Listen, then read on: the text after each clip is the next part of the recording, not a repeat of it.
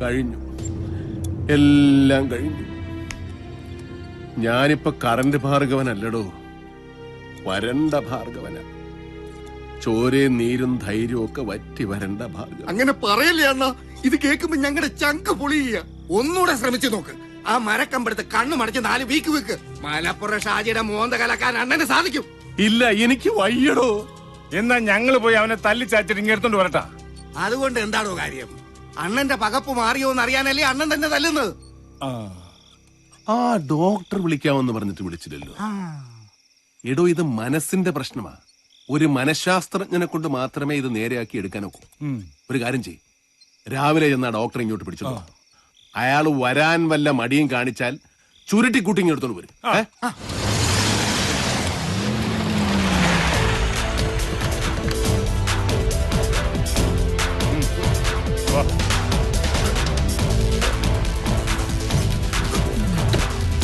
നടക്ക.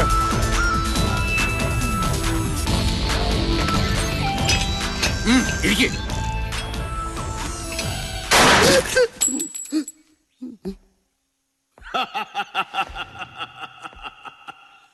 വന്നു അല്ലേ?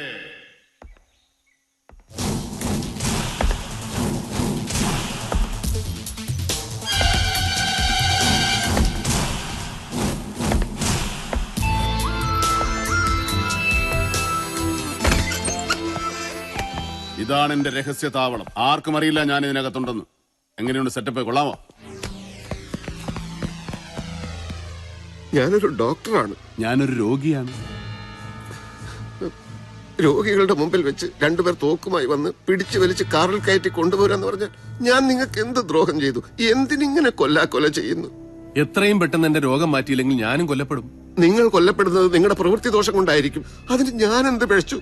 ഞാൻ പറഞ്ഞ പ്രവൃത്തി ചെയ്യാതിരുന്നാലാവും താൻ കൊല്ലപ്പെടുക. 3 ദിവസത്തിനകം വിളിക്കാമെന്ന് പറഞ്ഞിട്ട് വാക്ക് പാലിച്ചില്ല. തോക്കെടുക്കുമ്പോ എന്റെ കൈ വിറയ്ക്കുന്നത് തന്റെ ഭാഗ്യം. പക്ഷേ ഞാനൊന്ന് മുരടനക്കിയാൽ വെടിയുണ്ടകൾ ചീറിപ്പാഞ്ഞു വരും പല ദിശകളിലും. താൻ എന്റെ മുമ്പിൽ എരിഞ്ഞമരും. വീട്ടുകാർക്ക് ചിതാഭസ്മം പോലും കിട്ടില്ല. അതെന്ത്? ചിതാഭസ്മം വെള്ളത്തിൽ കലക്കി കുടിക്കുവോ? ഞങ്ങൾ അധോലോകക്കാർ കോമഡി അധികം പ്രോത്സാഹിപ്പിക്കാറില്ല. ആരെങ്കിലും ഒരു കോമഡി പറഞ്ഞാൽ അവന്റെ ഒരു കൈ ഞങ്ങൾ വെട്ടും. 2 കോമഡി പറഞ്ഞാൽ 2 കൈയും വെട്ടും. 3 കോമഡി പറഞ്ഞാൽ വെട്ടാനുള്ള 3ാമത്തെ കൈ പുറത്തുനിന്ന് കൊണ്ടുവരുമായിരിക്കും. വരട്ടെ, ഞാൻ പറഞ്ഞിട്ട് മതി. ഇനി എന്റെ രോഗം ഭേദമാക്കാതെ താൻ മറ്റാരെയും ചികിത്സിക്കയില്ല. അതുവരെ ഇവിടുന്ന് പോവുകയില്ല. അയ്യോ, അങ്ങനെ പറയരുത്.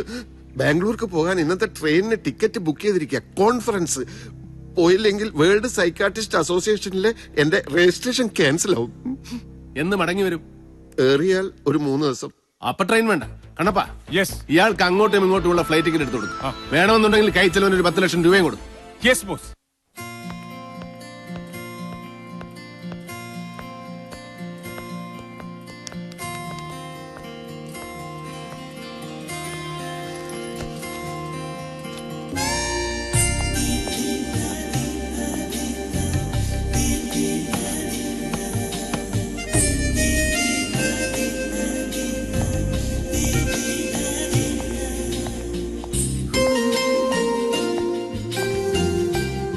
ഹായ് അനു.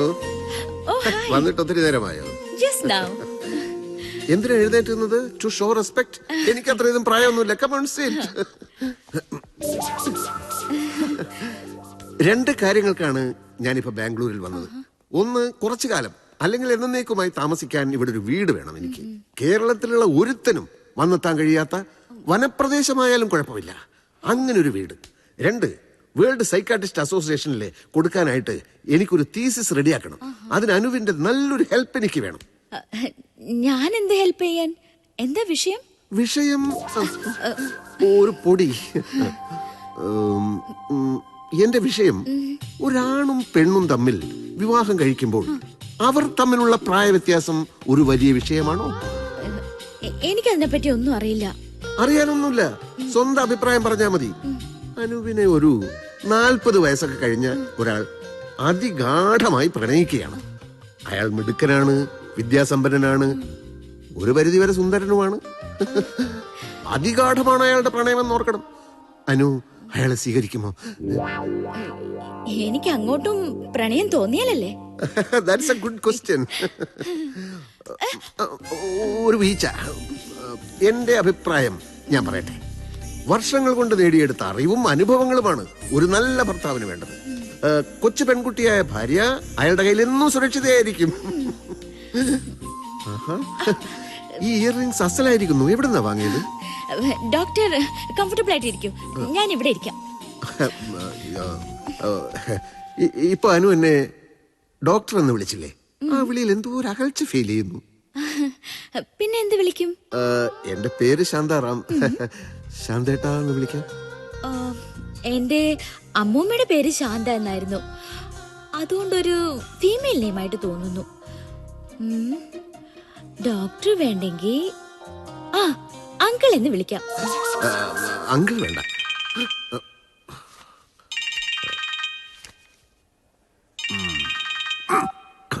ഇപ്പൊ ആരാ വിളിച്ചെന്നറിയോ?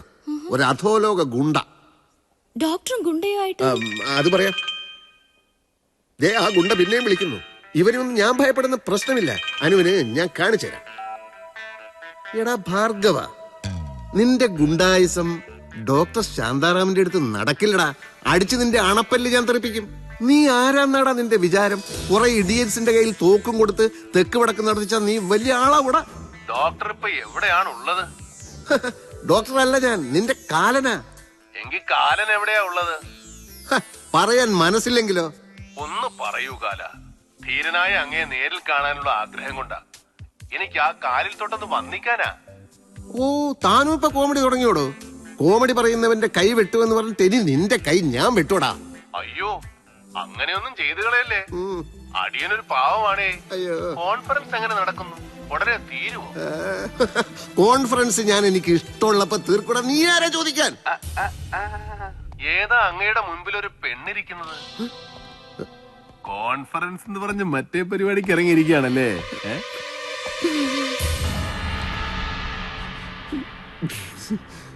ഭാർഗവൻ സാറ്. സാർ, ഇത് എന്റെ സിസ്റ്ററിനെ കല്യാണം കഴിക്കാൻ പോകുന്ന ചെറുക്കന്റെ സിസ്റ്ററാണ്. അനു, ഇത് ഭാർഗവൻ സാറ്. വലിയ മനുഷ്യനാ. കരണ്ട് ഭാർഗവൻ സാറ് എന്ന് പറഞ്ഞാൽ അറിയാത്ത ആരുമില്ല. അപ്പോ ഞങ്ങൾ പുറപ്പെടുകയാണ് അനു. പറ്റിയാൽ ഫോൺ വിളിക്കാം.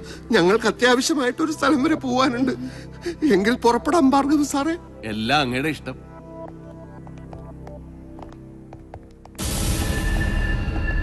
നിന്റെ കുടലെടുക്കൂടാ വന്നിന്ന്. എല്ലാത്തിനും മാപ്പ്. നമുക്ക് ഇന്ന് തന്നെ ചികിത്സ തുടങ്ങാം. എന്നെ തെറി വിളിച്ച ആ നാക്ക് ഞാൻ ആദ്യം അരിഞ്ഞെടുക്കൂടാ റാസ്കൽ. എന്നിട്ട് മതി ചികിത്സ. ഞാൻ 1000 വട്ടം മാപ്പി വയ്ക്കുന്നു. എന്നെ ഉപദ്രവിക്കരുത്.